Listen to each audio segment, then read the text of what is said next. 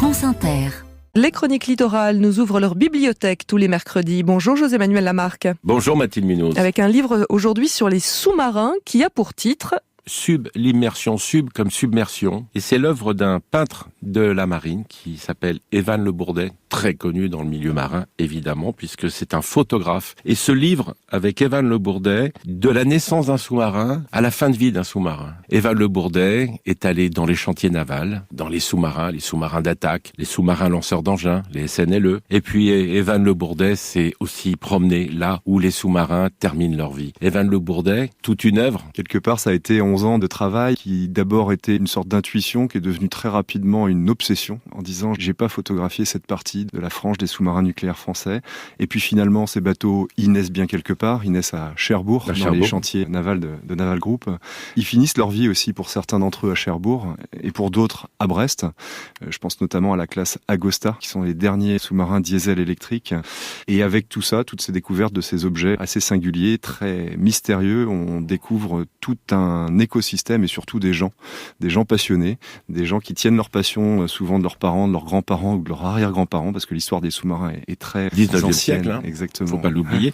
Photo noir et blanc, photo couleur, photo en situation, l'intérieur d'un sous-marin quand on le construit, et puis aussi sur un sous-marin au large où on voit un phare, par exemple. Alors il est vrai que là, j'ai jamais réussi à faire un choix dans mon œuvre photographique sur la couleur ou sur le noir et blanc. Je trouve que certaines photographies se racontent mieux en couleur, d'autres en noir et blanc. En effet, plonger à l'occasion d'un départ en patrouille de dissuasion et être illitreuillé au large à plus de 200 km, ça c'est singulier. Vous voyez, quand on monte sur le château, il y a deux marins qui vous tiennent et puis hop, on est illitreuille, tout d'un coup on vous lâche et l'hélicoptère vous emmène. Exactement, et c'est très impressionnant puisque l'hélicoptère c'est une grosse machine qui s'appelle le Caïman, le NH90, et vous avez la roue qui est à moins de 2 mètres de votre oreille.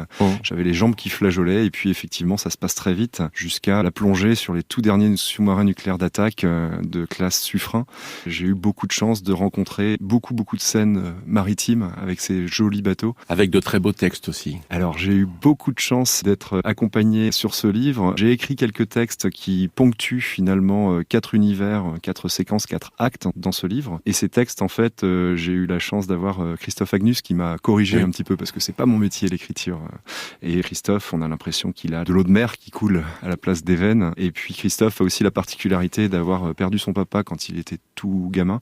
C'était le chef mécanicien du sous-marin La Minerve, disparu corps et bien. Donc il y a beaucoup de sens dans ces rencontres. Quand on parle d'eau de mer, photo aussi avec des hommes grenouilles. Alors effectivement, dans une eau turbide, on voit pas grand-chose. On parle de sous-marins, mais qu'est-ce qu'il y a autour de ces sous-marins? Tout ce qu'on appelle l'interopérabilité. J'ai eu la chance, il y a 2 ans maintenant, de faire plusieurs immersions au sens propre comme au sens figuré avec les nageurs de combat du commando Hubert. Le célèbre commando Hubert. Le célèbre commando Hubert, qui est riche d'une histoire de 80 ans très dense. C'est une faible, courte histoire au regard de celle de la marine qui a 400 ans en 2026.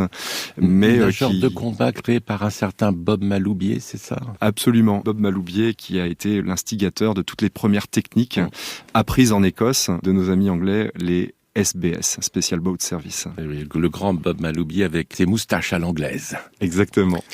Evan Le Bourdet, ce livre, c'est un beau livre pour connaître le monde de la marine nationale, des sous-marins, des nageurs de combat, de la construction. Puis après, bien sûr, quand un sous-marin ne peut plus, bien, on le retrouve à Brest, on le retrouve à Cherbourg. On va le dépecer, c'est le cas de le dire. À l'échelle d'un programme industriel, il faut compter entre le début de l'idée et la fin de vie d'un bateau, presque 60 ans. Vous retrouvez beaucoup de passion et de ferveur transgénérationnelle autour de ces objets et de ces bateaux.